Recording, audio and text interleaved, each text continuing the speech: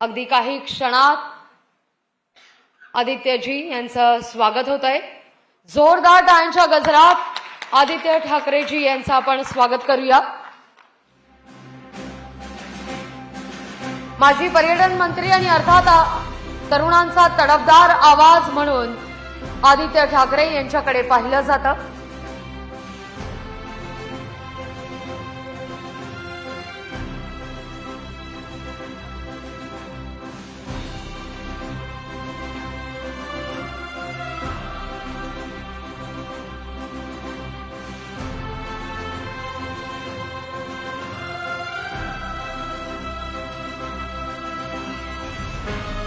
मी विनंती करते आदित्यजी यांना त्यांनी व्यासपीठावर यावं।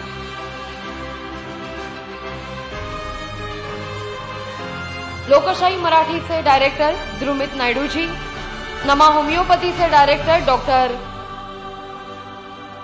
रघुप्रसाद मोरे यांना देखील मी विनंती करते की त्यांनी आदित्य ठाकरेजी यांना सन्मानित करावं। जोरदार टाळ्या, आदित्य ठाकरे यांचा सन्मान होतोय।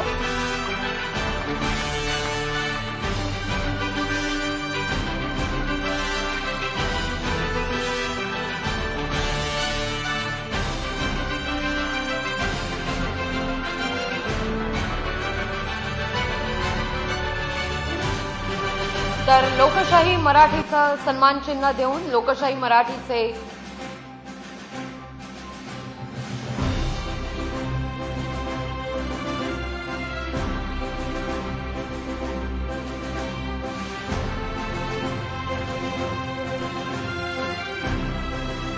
लोकशाही मराठीचा सन्मान चिन्ह आणि छत्रपती शिवाजी महाराज यांची ही प्रतिकृती देऊन आदित्य ठाकरेजी यांचा सन्मान केला जातो।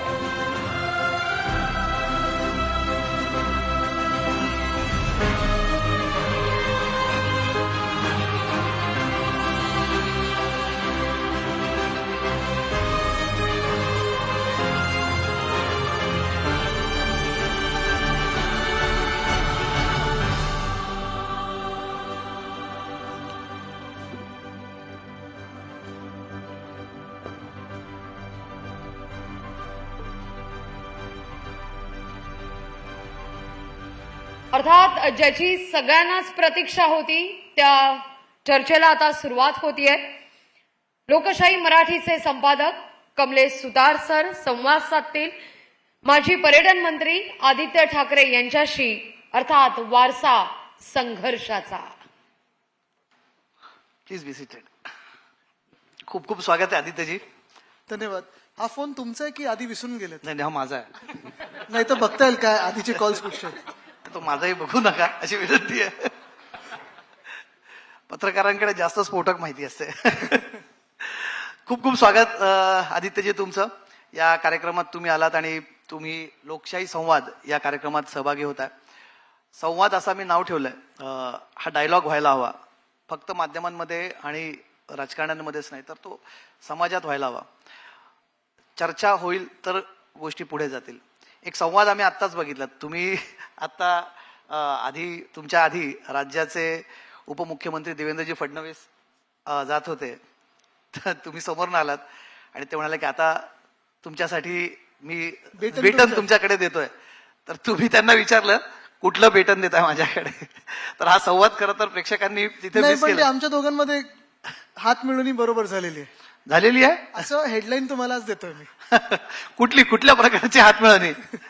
नाही, पण एक बघा, माझा तुम्हाला प्रश्न आहे, आत्ताचं जे तुम्ही जे लोक ठेवलेले बोलायला, बरोबर सीएम आणि डीसीएम यांच्यामध्ये मला ठेवलेलं आहे।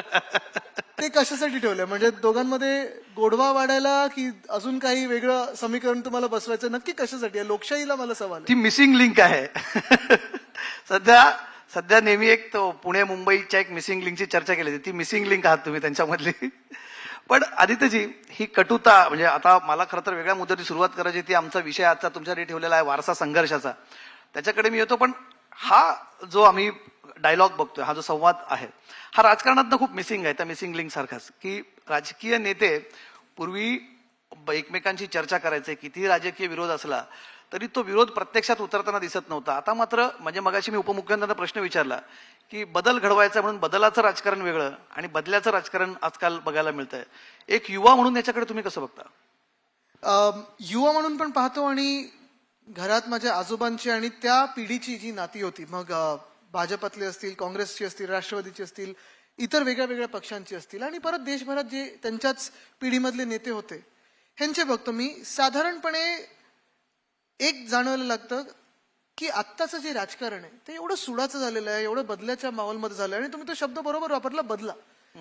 हे संवाद जो आहे, ठीक आहे, आपल्यामध्ये पत्रकार आणि राजकीय नेते, जनता आणि राजकारण हे सगळं चालू असतं, पण राजकीय पक्षांमध्ये जो संवाद गरजेचा असतो, साधारणपणे आपण बघतो आता पार्लमेंटमध्ये पण असेल किंवा विधान भवनात असेल, पहिल्यांदा दिसतं सत्ताधारी पक्ष आंदोलनावर उतरतं, पहिल्यांदा दिसतं सत्ताधारी पक्ष हाऊस बंद पाडतं, पहिल्यांदा दिसतंय की सत्ताधारी पक्ष पायऱ्यांवर येतं. हे जे एक वातावरण झाले ना, की कॅरेक्टर असॅसिनेशनचं किंवा बदल्याचं किंवा कोणातरी टार्गेट करायचं, हे फार विचित्र आणि वाईट आहे. हे कधीच मी आधीच्या पिढ्यांमध्ये बघितलं नाही. म्हणजे माझे वडील आणि मी, आता आम्ही ह्या जनरेशनमध्ये जिथे काम करतो, उद्धव साहेब आणि मी, तेव्हा आम्ही जी लोक पाहिलेली आहेत त्यावेळी, म्हणजे अक्षरशः तुम्हाला आपल्या समोर किती उदाहरण आहेत. म्हणजे हिंदू सम्राट बाळासाहेब ठाकरे आणि पवार साहेब, वाजपेयी साहेब आणि पवार साहेब असतील, महाजन काका असतील, सगळेच आम्ही सगळे एक ती पिढी बघितलेली आहे. ह्यांचाच जो डायलॉग असायचा की ठीक आहे, राजकारण एका राजकीय स्टेजसाठी असतं, मंचासाठी असतो, पण कधी पर्सनल लाईफमध्ये ते एक काय बोलतात त्याला, भिंत उभी नाही केली त्यांनी. मैत्री जपली, एकामेकांना नेहमी मदत केली. जे जनतेचे मूलभूत प्रश्न होते त्याच्यावर विचार एकाने मांडला, दुसऱ्याने मांडला. विचार वेगवेगळे असू शकतात, पण चांगला विचार निवडून पुढे कसं जायचं, त्याच्यात ही एक जी भूमिका होती ती आज मिसिंग दिसते. पण मी संपेल कशी कटुता? म्हणजे हा जो कॉन्स्टंट जो वार प्रतिवार होत राहणार आहे, हे संपणार कसं राजकारणात? नाही, एकंदर जर तुम्ही पाहाल ना, तर उदाहरण द्यायचं झालं तर हे 40 लोकांचं, जशी ते वागणूक आहे, जशी ती भाषा आहे, जसे टेबलावर चढून नाचतात काय राजीनामा मुख्यमंत्र्यांनी दिल्यानंतर, ही कटुता एक वेगळी आहे. पण ह्या लोकांबरोबर तुम्ही रिलेट तरी करू शकतात का? हे असे राज्यकर्ते बनू शकतात का? म्हणजे काल पण मी भाजपला प्रश्न विचारला की भाजप नेहमी एक पार्टी विथ द डिफरन्स, इतर राज्यांमध्ये बघितलं तर भ्रष्टाचाराच्या विरुद्ध, डायनेस्टीच्या विरुद्ध वगैरे वगैरे त्यांचे पोल प्लॅन्क्स असतात. मग राज्यामध्येच, महाराष्ट्रावरच काय एवढा राग आहे की तुम्ही अशा 40 लोकांना, ज्यांनी संविधानच पूर्ण बाजूला टाकलेलं आहे, आता हे काय ते जाऊन ग्राउंडवर गोमूत्र काय शिंपडून येतात वगैरे, हे सगळ्या ज्या गोष्टी चालतात, अशा लोकांना तुम्ही पाठिंबा देऊ कसं शकतात? म्हणजे एका बाजूला प्रचार वेगळा आणि सरकार बसवण्यासाठी तुम्ही काही करू शकता, हे असं कशी वागणूक, ह्या दुटप्पी वागणूक कशी? पण मग ज्या प्रकारे टीका तुमच्याकडनं केली जाते, पक्षाकडनं केली जाते, मग ते 50 खोक्यांचे आरोप असतील किंवा इतर वेळेस आपल्या पक्षाच्या काही नेत्यांकडनं वापरली जाणारी भाषा असेल, आरोप हाच होतो की दोन्हीकडनं समोरासमोर इक्वली कटुता आहे ना? नाही बघा, ह्याच्यात कटुतेची गोष्ट एकच आहे, जेव्हा 2014 मध्ये त्यांच्याकडून युती कुठली गेली किंवा तोडली गेली, तेव्हा पण आम्ही हिंदूच होतो. हिंदुत्ववादी पक्षाबरोबरच तुम्ही युती तोडली, हिंदुत्ववादी पक्षालाच फोडण्याचं काम करताय, हिंदुत्ववादी पक्षच संपवण्याचा प्रयत्न करताय, हिंदुत्ववादी परिवारच तुम्ही संपवण्याचा प्रयत्न करताय. म्हणजे एक तुम्ही हिंदुत्वावर बोललात तर तो विषय झाला, दुसरा विषय झाला हा 50 खोक्यांचा. हे आम्ही ना जनतेकडून आलेलं आहे. आता अनेक वेगळ्या वेगळ्या मंडपांमध्ये असेल, सभा समारंभामध्ये असेल, 50 खोके हे ऐकू येतं, पण त्या 40 मधून एक तरी बोलले का 50 खोक्यांना हात नाही लावलाय? आणि मूळ गोष्ट हीच आहे की हे आम्ही बोललेलोच नाही, हे जनतेकडून येत आहे. जनतेत जी भावना आहे की तुम्ही सगळं काही मिळून, म्हणजे एवढीसारखं खातं मिळवून, पक्षात जी काही पदं येतील ती तुम्हाला पहिली देऊन, सगळं तुम्हाला मान सन्मान करून, जर तुम्हाला ज्या व्यक्तीने घडवलं त्या व्यक्तीला बरं नसताना त्याच्या पाठीत खंजीर खुपसून तुम्ही निघून जाता एका पदासाठी आणि स्वतःला वाचवण्यासाठी, ही मला वाटतं आता एक ते कॅरेक्टरिस्टिक झालं लोकांचं. आणि ह्यांच्याबरोबर मग कसं वागणूक आपली कशी असायला पाहिजे, वागायचं कसं, बोलायचं तरी काय, हा एक प्रश्न पडतोच ना. कारण माणुसकीच विसरून जो माणूस फिरायला लागलेला आहे, त्याच्याबरोबर नक्की काय बोलू शकता तुम्ही? पण ते त्यांच्याकडनं नेहमी वारंवार असं डिफेन्स दिला जातो की आम्ही त्यांचं म्हणणं की भूमिका जी घेतली ती पक्ष वाचवण्यासाठी घेतली आहे आणि पक्षात कुठेतरी आमचं ऐकलं जात नव्हतं, एक हाती कारभार सुरू होता, वेळ दिला जात नव्हता. ते सगळे आरोप वारंवार त्यांच्याकडनं केले जातात. असं काही निश्चित घडत होतं? कारण वारंवार तोच आरोप आहे. जे लोक एवढे खोटे बोलतात त्यांच्यावर एक काडी मात्र पण विश्वास ठेवू नाही शकत. कल्याणमध्ये हेच रडलेले स्टेजवर जाऊन की आता भाजप बरोबर बसू नाही शकत, मांडीला लावून बसू नाही शकत, मी राजीनामा देतो. 2.5 वर्ष जी काही पदाची मजा घ्यायची होती ती घेतली. मग जेव्हा 2 त्यांचे पीए वगैरे एकदम गायब झाले, तेव्हा एकदम पक्ष आणि हिंदुत्व आठवलंय ना. नाही, पण हिंदुत्वाचा मुद्दा निघतो तेव्हा वारंवार शिवसेनेला या गोष्टीवर टार्गेट केलं जातं की तुम्ही हिंदुत्वाच्या भूमिकेपासून लांब गेला आहात, हिंदुत्वाची भूमिका पूर्वीसारखी आक्रमक राहिलेली नाही. हे तुम्हाला आरोप मान्य आहेत? आमचं हिंदुत्व आणि भाजपच्या हिंदुत्वामध्ये जमीन आसमानाचा फरक आहे. आमच्या हिंदुत्वात सगळ्यांना सोबत घेऊन चालणं हे आमचं हिंदुत्व आहे. कुठेही जातीपातीचं हिंदुत्व नाही आमचं. कोणी काही खातं त्याच्यावरनं व्यक्तीला आम्ही जाळत नाही कधी. कोण काय करतं त्याच्यावरनं मॉब लिंचिंग नाही करत. कोण कुठच्या रंगाचे कपडे घालतात त्याच्यावरनं मॉब लिंचिंग नाही करत. आणि आमचं हिंदुत्व स्पष्ट आहे, रघुकुल रीत सदा चली आहे, प्राण जाय पर वचन न जाय. आम्ही राजकारणासाठी कधी हिंदुत्व केलं नाही, स्वार्थीपणासाठी हिंदुत्व केलं नाही. जे केलंय ते लोकांसाठी केलेलं आहे. अयोध्येला एकदा नाही दुसऱ्यांदा तिसऱ्यांदा जाऊन येणारे मुख्यमंत्री त्यावेळीचे आणि नेते हे उद्धवसाहेब ठाकरे होते. आपल्याला आठवत असेल त्यावेळी अयोध्येचा संघर्ष सुरू होता. आता कोणी जाऊ शकतं दर्शनाला. आता मंदिर बनतंय. सुप्रीम कोर्टाने निकाल दिला आणि मंदिर बनतंय. पण त्यावेळी संघर्ष सुरू असताना आम्ही गेलेलो. दुसरी गोष्ट म्हणजे सोपी गोष्ट आहे, इथेच नवी मुंबईकडे जिथे आपलं एमटीचे लँड होतोय तिथे एमटीएचएल उतरलं डावीकडे मला वाटतं 10 एकरची जागा आपण तिरुपती टेम्पल ट्रस्टला दिलेली. स्थगिती ह्या सरकारने आणले. हे यांचं हिंदुत्व आहे. अनेक मंदिरांना मी एमटीडीसी मधून आणि पर्यटन मधून डागडुजीसाठी आणि सुशोभीकरणासाठी फंड दिलेला. प्रत्येकावर स्थगिती ह्यांनी दिलेली. हे यांचं हिंदुत्व आहे. तर मुळात ह्यांचं हिंदुत्व हे मतांसाठी आहे. आमचं हिंदुत्व हे लोक जोडण्यासाठी आहे आणि लोकांना पुढे नेण्यासाठी. राम राज्याचं आमचं हिंदुत्व, त्यांचं रावण राज्याचं आहे. नाही, पण तुमचा हा असं अनेकांचं म्हणणं आहे आणि तुमच्यावर जो आरोप आहे की न्यू फाउंड हिंदुत्व आहे तुमचं. म्हणजे पूर्वी शिवसेनेची भूमिका काय होती, मधल्या काळात ती किती आक्रमक राहिलेली आहे, कुठल्या विशिष्ट समुदायाबद्दल राहिलेली आहे, त्याच्याकडनं आता पुन्हा एकदा प्रबोधनकारांच्या हिंदुत्वाकडे आपण जाणं. हा एक त्यांचं म्हणणं आहे का नवीन शिवसेनेने हा new found love for Hindutva, वेगळ्या मग तुम्ही हिंदुत्वाचा. आम्हाला सांगते की लोक जाळायला पाहिजेत का आपण? नाही, पण हे शिवसेनेचा मुळात मुद्दा नवीन- हा येतो ना की तुम्ही राज्यकर्ते म्हणून, शासनकर्ते म्हणून तुम्ही जेव्हा इलेक्ट्रिसिटी देता, कोणाला पाणी देता, कोणाला नीट काही सेवा देता, बस सेवा असेल, जातपात धर्म बघून तुम्ही नाही देऊ शकत. तुम्हाला सगळ्यांना तोच कायदा, समान कायदा आणि हाच तुम्हाला सगळ्या द्यायला लागणार आहे. मुळात गोष्ट हीच राहते की हिंदुत्व हे माझ्यासाठी आहे. आणि हिंदुत्व जसं मी सांगितलं की हृदयात राम आणि हाताला काम, हे हिंदुत्व महत्वाचं आहे. आज तुम्ही बघताय की आपल्या देशात चर्चा जी सुरू आहे, तुम्ही देशभरात बघा चर्चा कुठची सुरू आहे. जातीवरनं चर्चा सुरू आहे, धर्मावरनं चर्चा सुरू आहे, वादावादीची चर्चा सुरू आहे, जिल्ह्यामध्ये वाद, तालुक्यामध्ये वाद. नुसतं एक स्मोक स्क्रीन तयार केलेलं आहे. का? तर महागाईवर कोणी बोलू नये, बेरोजगारीवर कोणी बोलू नये, तुम्ही जे मूलभूत विषय आहेत, पाणी टंचाई असेल त्याच्यावर कोणी बोलू नये, गॅसचे प्राइस वाढतात त्याच्यावर कोणी बोलू नये, हे जे विषय आहेत, सिलेंडरचे प्राइस वाढतात त्याच्यावर कोणी बोलू नये. हे जे विषय आहेत ना त्याच्यावर आपण भांडतोय कशावर ना? 100 वर्षापूर्वी कोण काय बोललं, कोणचा राजा कोण काय बोललं, हे योग्य होतं नाही होतं, हे सगळं ठीक आहे. त्यांनी त्यांचं जे काही आपल्यासाठी करायचं होतं ते केलेलं आहे, म्हणून तर आपण आज इथे आहोत.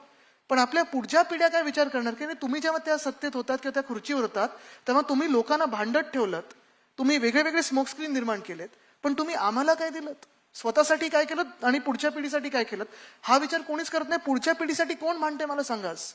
नाही, पण तुम्ही सुद्धा मग त्यांना विरोध करताना नॅरेटिव्ह तुमच्याकडनं पॉलिटिकलच सेट केला जातोय, लोकांच्या मुद्द्यांवर कुठे विरोध केला जातोय. म्हणजे तुमचा जो आजचा विरोधाचा मुद्दा आहे, तुमच्या लेटेस्ट 3 सभा जर आपण काढल्या, वज्रमुठ सभा असतील किंवा व्यक्तिगत ज्या सभा झाल्या असेल, खेडला झाली असेल किंवा इतर ठिकाणी झालेल्या सभा असेल, त्याच्यामध्ये टार्गेट तर पॉलिटिकलच आहे ना. म्हणजे असं होतंय लोकांमध्ये. आदित्यजी, तुम्ही युवा आहात म्हणून हा प्रश्न तुम्हाला मी विचारतोय आणि तो माझ्या आतनं येणारा प्रश्न आहे. आणि मी ज्या युवकांशी बोलत असतो त्यांच्याशी बोलताना हा विषय जाणवतो की राजकारणी लोक हे त्यांच्याशी संबंधित विषयावरती चर्चा करतात, त्यांचा पॉलिटिकल नॅरेटिव्ह त्याच्या भोवती असतो, आमच्या विषयांबद्दल कोणी बोलत नाही. तुम्ही सुद्धा आता आरोप जो करतायत की आमच्यासोबत गद्दारी झाली, खोक्याचं राजकारण आहे, अमुक झालं, पण लोकांच्या विषयांना कारण लोक किती. हा विषय लोकांचा आहे ह्यासाठी, कारण आपण पाहत असेल गद्दारी होण्याच्या आधी आणि आमचं सरकार जेव्हा पाडलं गेलं ही गद्दारी करून, हे होण्याच्या आधी महाराष्ट्र एक पुढे वेगळ्या वेगाने चाललेला.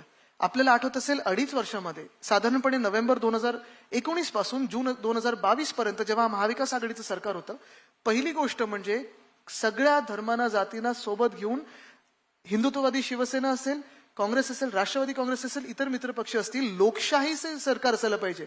म्हणजे असं म्हणत नाही की तुमचं सगळ्यांचंच सरकार, तुमचं आमचं सगळ्यांचं, लोकशाहीसाठी जे महत्वाचं सरकार आहे, सगळे आवाज घेऊन पुढे चाललेलो आणि त्याच्यातून योग्य जे होतं ते करत होतो. शेतकऱ्यांसाठी जी कर्जमुक्ती आपण त्यावेळी केली ती लोकांपर्यंत पोहोचलेली. आज पण तुम्ही जाऊन शेतकऱ्यांना विचारा, प्रत्येक गावात शेतकरी सांगतात की उद्धव साहेबांनी जी कर्जमुक्ती दिली ती पोहोचली, त्याच्या आधीच्या सरकारने दिलेली आणि नंतरच्या सरकारने दिलेली फसवी कर्जमुक्ती होती ती पोहोचली नाही.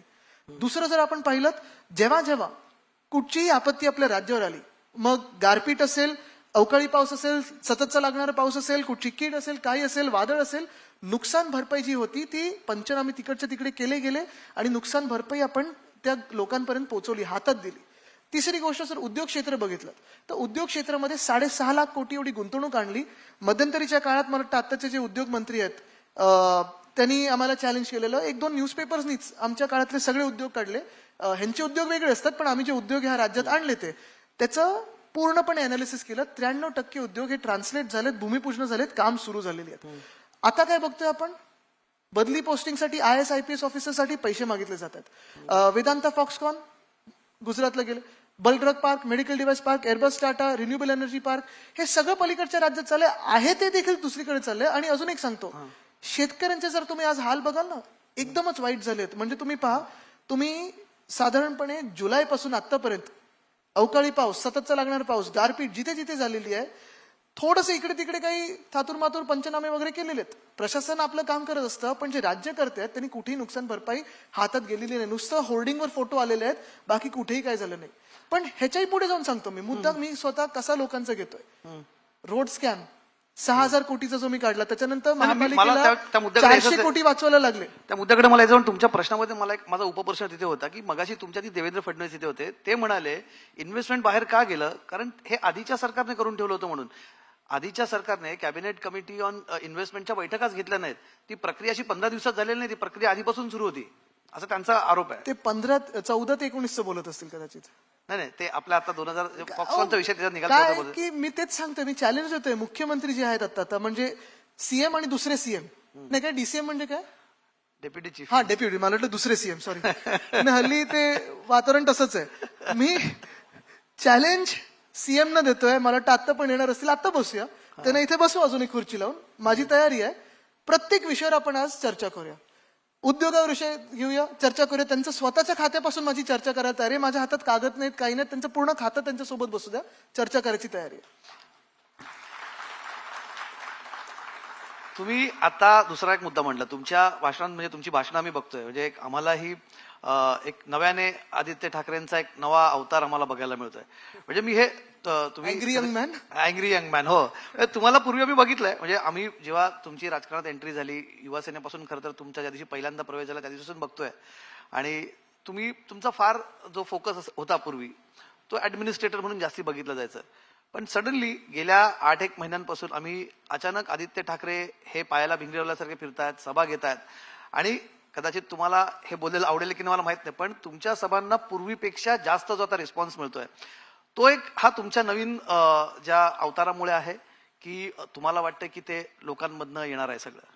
नाही, हे आधीपेक्षा जास्ती गर्दी होणेच निश्चित चांगले, हे मला आवडणारच आहे. पुढचे जे येणार आहेत त्यांना विचारा आवडते की नाही. पण एक आहे नक्की, बघा कसं होतं, आत्ता पण जर आपण विषय बघाल तर मी उठसूट टीका करत नाही, मला राग काय येतोय. जसं मी सांगितलं की जी लूट ह्या महाराष्ट्रामध्ये सुरू झालेली आहे, जे प्रकल्प आपल्या राज्यात 100% येणार होते, ठीक आहे ना, आता तुमचंच सरकार बसलंय, केंद्रात पण तुमचं आहे, महाराष्ट्रात पण तुमचं आहे. कधीतरी दाखवा की महाराष्ट्रावर प्रेम आहे. वेदांत फॉक्सकॉनचं महाराष्ट्रात आलं असतं तळेगावला, काही गैर झालं असतं का? बलड्रग पार्क आलं असतं, गैर झालं असतं का? मेडिकल डिव्हाइस पार्क आम्हाला पण द्या, 3 राज्यांना तुम्ही दिले, चुकीचं झालं असतं का? जसे ह्या गोष्टी, तसं मुंबईसाठी रोड स्कॅम जो आहे 6,080 कोटीचा, तो मी काढलेला आहे, तो महत्वाचा आहे. काल आपण बघितलं असेल, एक भलताच टॅक्स नवीन लागलाय. एका कंपनीलाच सगळ्या खडी सप्लायरनी विकायचं. 2 आठवडे या सगळ्या खडींचा सप्लाय बंद होता. काल मी पत्रकार परिषद घेतल्यानंतर मला वाटतं आज सगळ्यांनी ते बोर्ड लावले त्या कंपनीचे, आणि आता ह्यांच्याच मार्फत सगळ्यांना देणार. जे 300 रुपये पर टन जे जात होती खडी, ती आता प्रत्येक कन्स्ट्रक्शन साईटला 650 रुपये पर टन घ्यायला लागणार. ह्याचा दुष्परिणाम काय झाला, प्रत्येक जो रोड, आज गोखले ब्रिजचा आलेलं आहे पेपरमध्ये की आता ते पावसाळ्यानंतरच उघडू शकणार, जे मे मध्ये करणार होते. डिलाय रोड ब्रिज होणार होता, तो देखील ह्याच कारणामुळे डिले झाला. 2 आठवडे कामच नाही होऊ शकलं. खडी बंद, रेती बंद, ऍग्रिगेट ज्याला आपण बोलतो, ग्रॅव्हल वगैरे. दुसरं म्हणजे प्रत्येक कॉन्ट्रॅक्टर तुम्हाला एस्केलेशन मध्ये किंमत जास्ती लावणार. पैसे जातात कोणाचे? जनतेचे, मुंबईकरांचे, तुमचे आमचे सगळ्यांचे. वेळ कोणाचा वाया जातोय? तुमच्या आमचा सगळ्यांचा वेळ वाया जातोय. मजा कोण करते? काही ह्यांचे ठराविक बिल्डर, काही ठराविक कॉन्ट्रॅक्टर, आणि मुख्यमंत्र्यांचे जे निकटवर्गीय ज्यांनी ही कंपनी पुढे आणलेली आहे ते. आता मुळात अजून एक मला प्रश्न काल पडला, तो पहिल्यांदाच मी टीव्ही समोर बोलतोय. काल रात्री मी सहज ट्विटरवरनं बघत होतो की कोणी कोण रिट्वीट केलं, आणि कोण शिव्या देतं हे मी जास्ती बघत असतो, थोडी एक एनर्जी मिळते त्यांनी मला. तर शिव्या कोण देतंय? तर महाराष्ट्रातल्या भाजपचं कोणी नाही, उत्तर प्रदेशमधल्या भाजपचे 1-2 मंत्री, एक वक्फ बोर्डचे कोणतरी अध्यक्ष आहेत ते, मला कळतच नाही. जर मी महाराष्ट्राच्या गद्दार सरकारबद्दल बोललोय आणि काल भाजपला विचारलं मी की तुम्ही यांना पाठिंबा का दिला, मी भाजपवर टीका केली नाही. महाराष्ट्र भाजप काही नाही का बोललंय, पण मग युपी भाजपचं हे सरकारचं अधिकृत भूमिका आहे का की या भ्रष्ट सरकारला किंवा हे जे काल भ्रष्टाचार जो पुढे आणलाय त्याला पाठिंबा देणं, हा एक मोठा सवाल पडतोच ना. मला तरी वाटत नाही योगीजी असं काही त्यांच्या राज्यात होऊ देतील. मग आपल्या राज्यात कशासाठी? पण तुमचे इश्यूज तुम्ही जाता हा कळीचा विषय काढला. मागे तुम्ही रस्त्यांच्या कामातला भ्रष्टाचाराचा मुद्दा काढला होता. पुन्हा आरोप हाच होतो की तुम्ही टार्गेटेड आरोप करतात की फक्त बीएमसी पुरते ह्या निवडणुकांच्या संबंधित सगळे नाही, हे मी झालं. नागपूरमध्ये नांदगाव बद्दल पण बोललो. तिथे ऍश पॉन्ड होता, तो मी 750 एकर तिथे स्वतः जाऊन क्लीन करून आलो. 8 फुटाची ऍश ही आपण 750 एकर मधून काढली. ती रस्त्यांसाठी वगैरे, तर गडकरी साहेब वगैरे जे बोलतात फ्लाय ऍशची गरज आहे तिथे आपण दिली. परत तो नांदगावचा ऍश पॉन्ड सुरू करतात असं माझ्या कानावर ऐकू आलं. पुण्यामध्ये जा तुम्ही, तिथे देखील वेताळ टेकडीचा जो प्रोजेक्ट आहे, मंत्री असताना मी तो थांबवलेला, तो हे लोक परत सुरू करतात. लोकांचा विरोध असून रिव्हरफ्रंट डेव्हलपमेंट, मुळामुठाचं जे डेव्हलपमेंट करतात, नक्की सुशोभीकरण झालं पाहिजे, स्वच्छता झाली पाहिजे, पण त्याचा स्विमिंग पूल करून उपयोग नाहीये, कॉन्क्रिटीकरण करून उपयोग नाही आपल्याला. मुळात जे स्थानिक लोकांना हवंय ते करणं गरजेचं. आणि सरकारमध्ये लोकांसमोर मी अगदी बोलणार नाही झुकून, पण सोबत बसून त्यांची जी मनस्थिती आहे ती ऐकण्याची ताकद आणि क्षमता पाहिजे. आता पण जे ह्या रिफायनरीवरनं चाललेलं आहे, रिफायनरीमध्ये हाच होता. नाणारला विरोध का होता, तर लोकांचा विरोध होता. दुसरा प्रयोग काय होता, बारसूद कदाची न्या. पण माझी पहिली अट हीच होती त्या कंपनीला की पहिलं जाऊन तुम्ही जे सोबत जे तुम्हाला पाठिंबा देतात तिकडचे स्थानिक लोक आणि जे विरोध करतात दोघांना प्रेझेंटेशन द्या, समजून सांगा की काय पुढे गेलं पाहिजे. मुळात जे आपण पहिला प्रश्न होता आपला आणि पहिला जो संवाद होता की डायलॉग, आज डायलॉग मिसिंग आहे, डायलॉग मिसिंग आहे आणि तिथेच सगळे वाद निर्माण होतात. नाही, पण मग हा डायलॉग सगळ्यांमध्येच असायला हवा ना. मग तुम्ही म्हणतात की पक्षांमध्ये असायला हवा, विरोधी पक्षांमध्ये असायला हवा. विरोधी पक्षांबाबत इतका जर व्यक्तिगत लेवलची कटुता असेल तर मग हा डायलॉग कसा सुरू होणार? आमच्याकडून कुठे होती? 2.5 वर्षात तुम्ही मला सांगा, मी किंवा उद्धव साहेब किंवा आमच्या सरकारने कोणाच्या तडीपाऱ्याच्या नोटिसेस काढल्यात, मगाशी कोणावर धाडी टाकलेल्या आहेत? तुम्हाला कधी फोन आलेले आहेत की ही बातमी दाखवा, ही बातमी दाखवू नका? किंवा मी 2.5 वर्षामध्ये कोणावर वैयक्तिक टीका, आणि आता पण कोणावर वैयक्तिक टीका केलेलं मला दाखवा. नाही, मगाशी उपमुख्यमंत्री यादीच आमच्या पुढे वाचली की नारायण राणेंना कसं अटक केली किंवा आणखी कोणावरती कशी कारवाई ती करायची, कुठल्या अभिनेत्रीच्या घरावरती कारवाई करण्यात आली. त्यांचं म्हणणं आहे की हे सगळं सुडाचं राजकारण तुमच्या सरकारमध्ये सुरू झालेलं आहे. मला वाटतं कायद्याप्रमाणे चालणं आमचं काम आहे आणि ते चालू असतं. पण त्यांचं म्हणणं आहे की मग ती सुरुवात मग आता जर तुम्ही राऊत साहेबांची जी जजमेंट आली त्याच्यात जर तुम्ही वाचाल किंवा अनिल देशमुख साहेबांची जी जजमेंट आली ते वाचाल, ते काय होतं? मग तुम्हाला एक आमच्या अनेक कार्यकर्त्यांना तडीपारच्या नोटिसेस काढल्या जातात. परवा ते रोशनीताई शिंदेना जेव्हा व्हिडिओ बनवला त्यांनी घटनाबाह्य मुख्यमंत्र्यांच्या विरोधात, तिथे गुंड पाठवले गेले, सीसीटीव्हीवर पूर्ण फुटेज आलेलं आहे, तिच्या पोटात लाथा मारतायत आणि ती माफी मागते तरी देखील लाथा मारल्या, तिला मारहाण केली. तिने माफीचा व्हिडिओ बनवल्यानंतर पोलीस कोणावर केस टाकतायत? रोशनीताईवर. हा कुठचा कायदा आहे? म्हणजे कायदा सुव्यवस्थेचे एक खच्चीकरण होणं ते एवढ्या पातळीवर होणं. आता तुम्ही बघा, एक मंत्री असे आहेत गद्दार जे सुप्रियाताई सुळेंना भयानक शब्दांमध्ये शिवे दिलेले आहेत. चला, सुप्रियाताई एका पक्षाच्या नेत्या आहेत, खासदार, ते विसरून जा, महिला तर आहेत, हकालपट्टी व्हायला नको होती. दुसरे सुषमाताईंना शिवे देतात. कसं चालतं आपल्याला? आणि ह्या मुळात मंत्रिमंडळात महिलाच नाही आहेत, मुंबईकरी कोणी नाहीये. पण एक थोडंसं परत मागे जातो. हे सगळी जी परिस्थिती उद्भवली, नेहमी एक सांगितलं जातं की कुठेतरी तुमचं नियंत्रण नव्हतं. तुम्ही म्हणता की आम्ही त्याच्यावरती विश्वास टाकला, पण जनरली एक नियंत्रण असायला हवं होतं. अनेकदा आरोप केला होता की तुम्ही ऍक्सेसिबल नव्हतात, उद्धव ठाकरे ऍक्सेसिबल नव्हते, लोकांना भेटत नव्हते, नेत्यांना भेटत नव्हते, असा त्यांच्यावरती वारंवार आरोप केला जातो. ही कुठेतरी हा जो कम्युनिकेशन गॅप होता तो वाढत गेला पुढे पुढे आणि ही सगळी परिस्थिती उद्भवली. हे हास्यास्पद आरोप आहेत. म्हणजे जसं आपण पाहिलं असेल, पहिलं फंडापासून सुरू झालं, मग युतीपासून सुरू झालं, मग कधी ऍक्सेसिबिलिटी, कधी हिंदुत्व, कधी काय हे वेगळे वेगळे गोलपोस्ट शिफ्ट करत राहतात.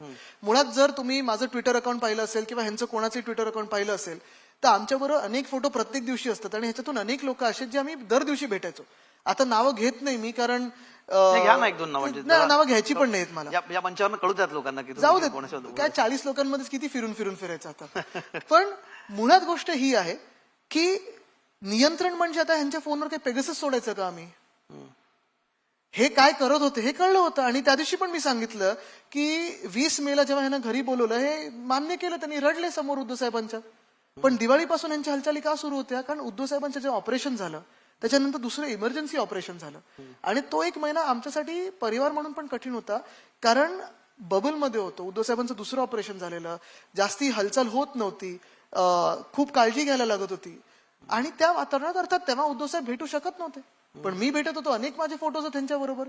तरी देखील उद्धव साहेब जे जनतेची कामं होते, मग तेव्हा कोविड वाढत होता, प्रत्येक SP, कलेक्टर, CP यांना फोन करून, म्युन्सिपल कमिशनरना फोन करून नियंत्रण ठेवत होते, पालकमंत्र्यांशी बोलत होते, व्हिडिओ कॉन्फरन्सवर सगळे कॅबिनेटच्या बैठका करत होते, कुठचंही काम पेंडिंग ठेवलं नाही.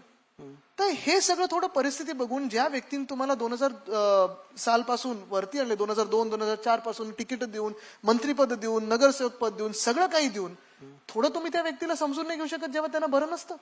एवढा कुठचा स्वार्थीपणा आहे की तुम्हाला त्याचंच पद खेचून पाहिजे, त्याचाच पक्ष पाहिजे, त्याचीच खुर्ची पाहिजे, आडनाव पण त्याचंच घ्यायचं. आता हे कुठचा स्वार्थीपणा, म्हणजे हे माणुसकी विसरलेले रावण राज्यातली लोक आहेत. ही पण तुमच्याकडनं आता परिस्थिती अशी आहे की आम्ही ज्यामुळे ह्या कार्यक्रमाला तुमच्या सेशनला नाव दिलं वारसा संघर्षाचा, आता पुढची तशी वाट फार सोपी नाहीये आदित्यजी. तुम्ही म्हणता लोक सोबत आहेत, पण तुमच्याकडे आता पक्षाचं नाव नाहीये, तुमच्याकडे पक्षाचं चिन्ह नाहीये आणि फार मोठा काळ समोर 3 महत्वाच्या निवडणुका आहेत. मुंबई महापालिकेच्या निवडणुका आहेत, लोकसभेच्या निवडणुका आहेत, विधानसभेच्या निवडणुका आहेत. अशामध्ये फक्त लोक सोबत आहेत याच एका गोष्टीवरती, याच एका भरोश्यावर तुम्ही निवडणुकांना सामोरे जाणार आहात? नक्कीच, कारण आम्ही प्रामाणिक आहोत आणि आम्ही जे आहोत, जसे आहोत ते लोकांमध्ये आहोत आणि आम्ही पळून गेलो नाही. आम्ही सुरतला पळालो नाही, आम्ही गुजरातला पळालो नाही, आम्ही गुवाहाटीला गेलो नाही, आम्ही गोव्याला गेलो नाही, आम्ही गद्दारी कोणाशी केली नाहीये, कोणाच्या पाठीत खंजीर खुपसलं नाही. पण सर्वात महत्वाचं म्हणजे एक जो डायलॉग आहे ना, मेरे पास गाडी है, बंगला है, अमुक तमुक तमुक, ये बोलती लाल दिवा है, महाशक्ती है वगैरे, तुम्हारे पास क्या है? तर मी तेवढंच बोलेन की मेरे पास जनता है और जनता का प्रेम है, आशीर्वाद है. पण जनता जेव्हा सोबत आणायचे असते, तुमच्या पक्षाचे नेते जे खरं तर नेत्यांना आणतात, आम्ही बघतोय दिवसागणिक गेले 8-1 महिने रोज पक्षातनं एक नवा नेता जो कालपर्यंत तुमच्यासोबत असतो, अचानकपणे दुसऱ्या दिवशी त्यांच्यासोबत जाताना दिसतो. ही गळती थांबत पण नाही आदित्यजी, हाही फॅक्ट आहे. काही काही ठिकाणी आम्हाला असं वाटतं की ठीक आहे, नवीन एक गलती होते ते होऊन जाऊ द्या, कारण जे स्वतःला विकून बसलेले आहेत, जे काही आमिषांमुळे असतील, काही स्वार्थीपणामुळे असतील जाणारे लोक आहेत, एकदाचे निघून गेले की तेवढ्या नवीन लोकांना संधी मिळेल, चांगल्या लोकांना संधी मिळेल.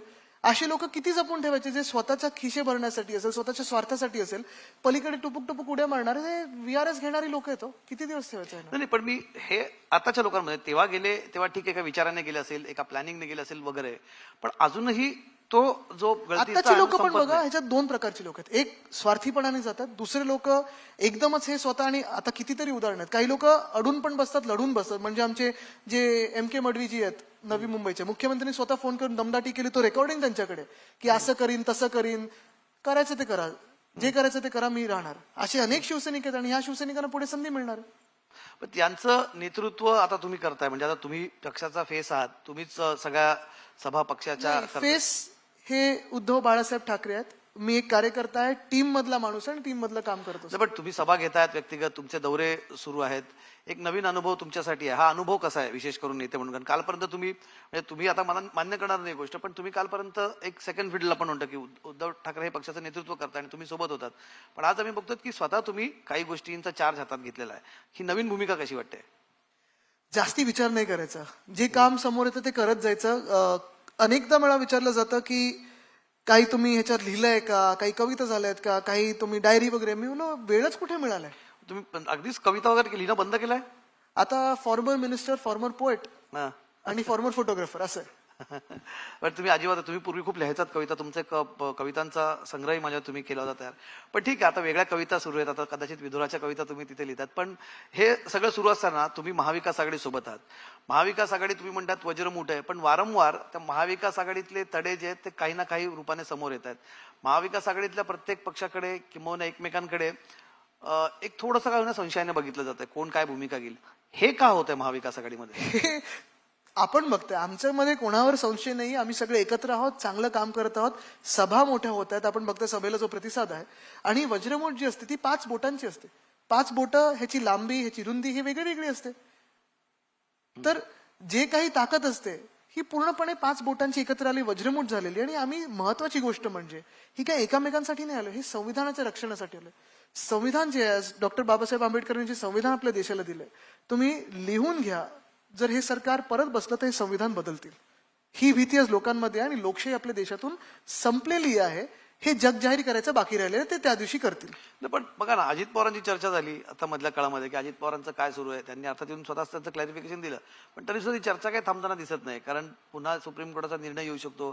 त्या निर्णयाच्या पार्श्वभूमीवरती नव्याने आमदार लागतील, ते येतील कुठून? शिवसेनेतनं आता मेजॉरिटी आमदार गेलेले आहेत, मग ते राष्ट्रवादीतनं आणायचे का, काँग्रेसमधनं आणायचे का, ही चर्चा सुरू आहे. आता चर्चा कशावर नाही होऊ शकते, आता बॅटनवरनं पण चर्चा होऊ शकते, जे आपण बाहेर बोललो ते. पण काय आहे की मुळात एकच आहे महत्वाचं, की आम्ही लढतोय कशासाठी. हे आपण सर पाहाल तर आम्ही लढतोय तुमच्या आमच्या सर्वांच्या आवाजासाठी. आज जे देशात वातावरण आहे ते एवढं भीतीदायक झालेलं आहे की जो कोणी सत्तेच्या सोबत उभं राहतोय त्याच्यावर केसेस टाकले जातात, धाडी टाकले जातात, त्यांना पक्षातून फोडण्याचा प्रयत्न होतोय, मग निर्माच्या वॉशिंग मशीन मध्ये टाकलं जातंय. पण हे सगळं होऊन जो सत्तेसोबत उभा राहतो त्याचा अंतमध्ये विजय होणार, शेवटी विजय होणार हे आम्हाला माहिती आहे आणि आम्ही जनतेसाठी लढत आहोत. तुमचाही मुद्दा निघतो बऱ्याच. म्हणजे मधल्या काळामध्ये जेव्हा तुमच्या भोवतीही काही आरोपांचं जाळं विणण्यात आलं होतं, तुम्हाला सोशल मीडियामधून टार्गेट केलं जात होतं, तुमच्यावरती आरोप केले जात होते. मला व्यक्तिगत हा प्रश्न आदित्य ठाकरेंना विचारायचा आहे. तुमचं तेव्हा वय 30 असेल माझ्या मते, आज 32 आहे, 2 वर्षापूर्वीची घटना असेल. एक 30 वर्षाच्या युवकासाठी राजकारणात जो नवीन आहे, काहीतरी स्वप्न घेऊन आलाय, हे सगळं होत असताना तुमच्या मनात नक्की काय चालू होतं तेव्हा? एक निश्चित आहे की तेव्हाचं राजकारण, आत्ताचं राजकारण. दुसरं पण मी जेव्हा बघत होतो, म्हणजे नुसतं माझ्याबद्दल नाही, मी खूप वेळा जनतेचा जसा मी असल्यासारखाच विचार करतो. कारण जोपर्यंत ते आपण विचार करत नाही तोपर्यंत आपण लोकांचा विचार करू नाही शकत. मी जेव्हा लॉकडाऊनच्या वेळी पण पाहत होतो की एका बाजूला उद्धव साहेब रोज डॉक्टर्स बरोबर बैठका 3-3, 4-4 तास चालायच्या, मग पालकमंत्र्यांबरोबर, SP कलेक्टर बरोबर, की काय नक्की केलं पाहिजे, बेड कसे वाढवले पाहिजेत, ऑक्सिजन किती आहे, हे सगळं सुरू असतं ना. विरोधी पक्ष काय करत होतो दुसऱ्या बाजूला?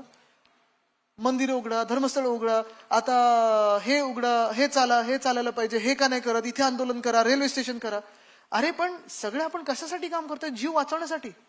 आणि मुळात हेच जे राजकारण मी सांगतोय ना, की तुम्ही काही काही वेळेला राजकारण विसरून बाजूला ठेवून, ठीक आहे तुम्ही राजकारण कसं करायचं ही तुमची पद्धत असू शकते, पण राजकारण थोडं बाजूला ठेवून जनहिताचं काय आहे हा एक विचार करणं गरजेचं आहे. आणि त्याच वेळी मी हा विचार करतो की आज जेव्हा मी तरुण म्हणून थोडा विचार करतो की जे देशात आपलं राजकारण सुरू आहे, मग एक कॅरेक्टर असॅसिनेशनचं आहे, दुसरं बदनामीचं असतं, तिसरं म्हणजे आता जी आम्हाला नावं ठेवली जातात, पप्पू वगैरे, ठीक आहे मी तर त्या दिवशी पण बोलत, चला छोटा पप्पू नाव ठेवलंय, नो प्रॉब्लेम, तरी मी दाखवतो तुम्हाला मी काय करू शकतो. पण मुद्दा असा आहे की हेच राजकारण आपल्या देशासाठी हानिकारक आहे. कारण गेल्या 7 वर्षात 12.5 लाख लोकांनी आपला देश सोडून दुसऱ्या देशांमध्ये ते तिथे स्थायिक झालेले आहेत. हे टॅक्स पेइंग सिटीजन्स आहेत, हे तुमच्या समाजातले काम करणारी किंवा एम्प्लॉईड लोक आहेत, हे कॉन्ट्रीब्युटर्स आहेत तुमच्या टॅक्ससाठी आणि तुमच्या मॅनपॉवरसाठी.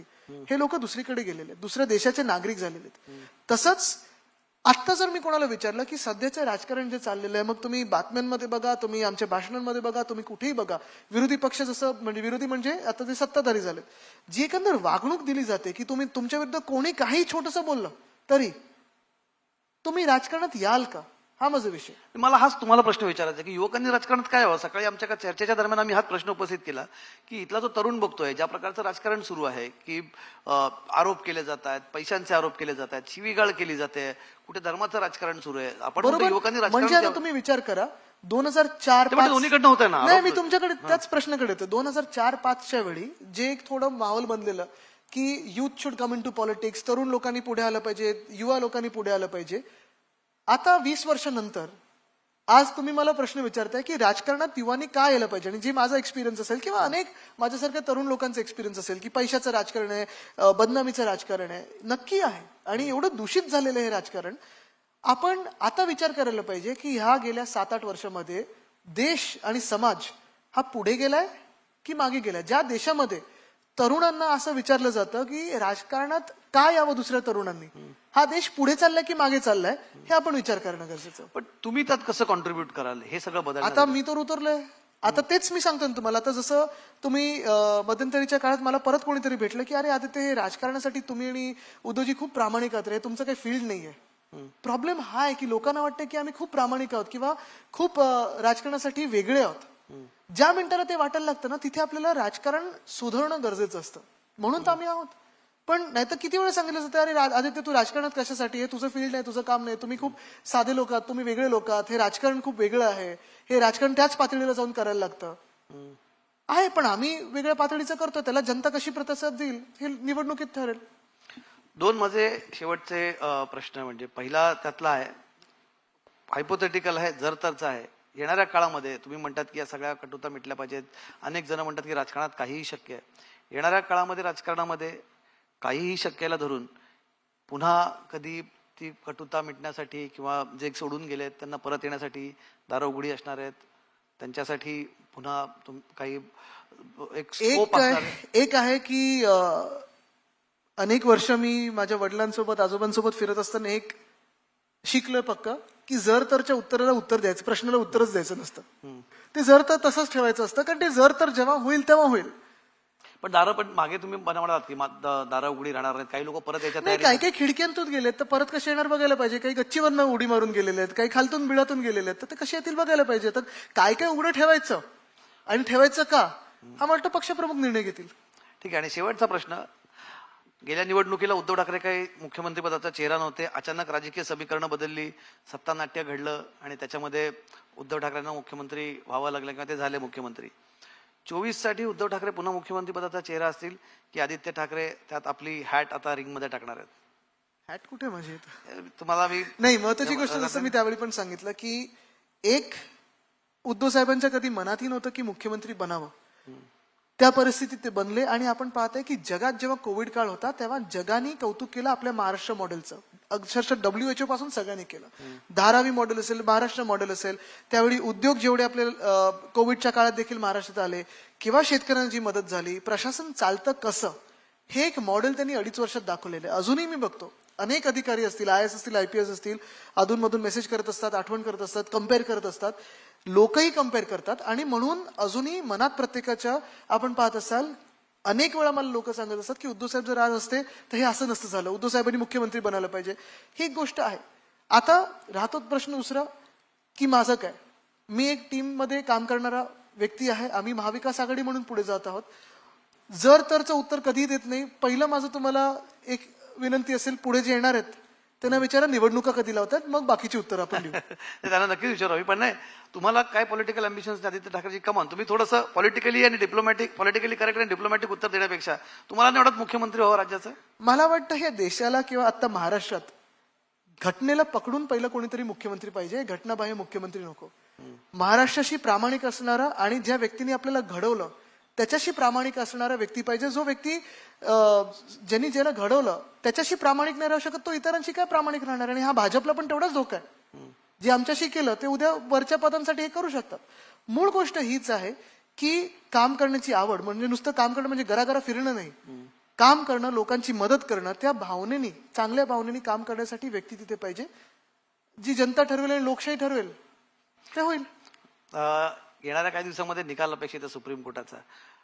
अनेक शक्यता वर्तवल्या जातात राजकीय वर्तुळामध्ये, खूप जोरजोरात स्पेक्युलेशन्स आहेत की महाराष्ट्रात पुन्हा नव्याने काही राजकीय घडामोडी होऊ शकतात.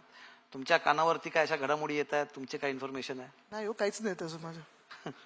पण वाटतं तुम्हाला सुप्रीम कोर्टाचा निकाल लवकर येणार आहे? असं तो येणार आहेच का? एक आहे, निश्चितपणे यायला हवा, कारण आता 9 महिने आपल्या राज्यात घटनाबाह्य सरकार आहे. हे कधीही राजकारणात एवढं घाणेरडं वातावरण झालं नव्हतं. अनेक लोक पक्ष बदलून जातात, दुसरीकडे जातात, पण त्यांना निवडणूक लढवण्याची, म्हणजे राजीनामा देऊन निवडणूक लढवण्याची थोडी शरम आणि थोडी हिंमत असते.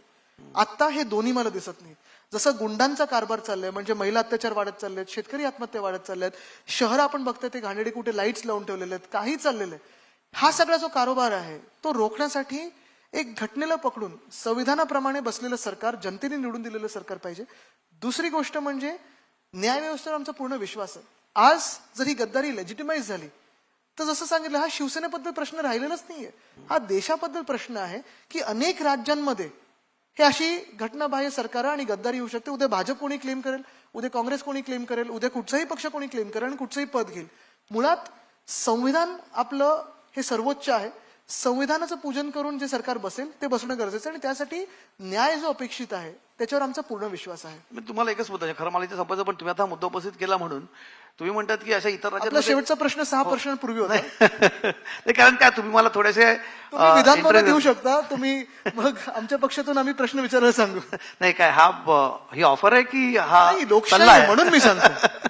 नाही, हा प्रश्न का तुम्ही म्हणतात की इतर राज्यातही अशी परिस्थिती निर्माण होऊ शकते, पण बघा कर्नाटक सारख्या राज्यामध्ये जिथे काँग्रेस स्ट्रॉंग आहे तिथे उलटं घडतंय. तिथे भाजपचे माजी मुख्यमंत्री, भाजपचे माजी उपमुख्यमंत्री चाललेत तिथे उलट्या प्रकारे. बरोबर ना. पण पण एक तुम्हाला सांगतो, तिथे फोडाफोड नाही केली काँग्रेसने. हा तिथे रितसर राजीनामा देऊन दुसऱ्या पक्षात जाऊन निवडणूक लढवण्याची ताकद आणि हिंमत त्यांच्यात आहे. इथे ती लाज पण नाही ना हिंमत आहे.